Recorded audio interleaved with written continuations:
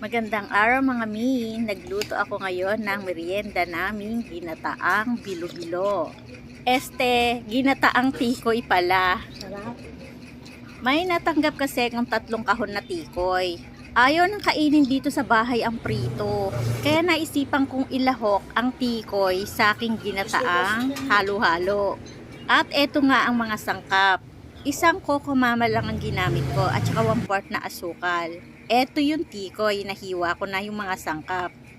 Nagpakulo lang ako ng tubig sa kaserola at inuna kong pakuluan yung langka.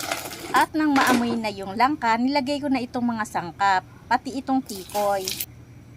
At itong sago. Nagtunaw ako ng konting glutinous rice para medyo lumapot yung sabaw ng ating ginataan. At nang maluluto na yung mga sangkap, nilagyan ko na ng asukal. 1/4 na asukal lang yung nilagay ko kasi hindi naman karamihan tong niluto ko.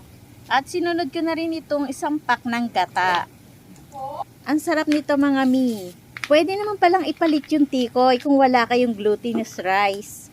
Ako kasi nang hinayang sa tikoy baka masira lang. Kaya akin lang ginawaan ng paraan para maubos. Mas maganda sana kung white yung tikoy, hindi halata na tikoy ang sangkap niyan.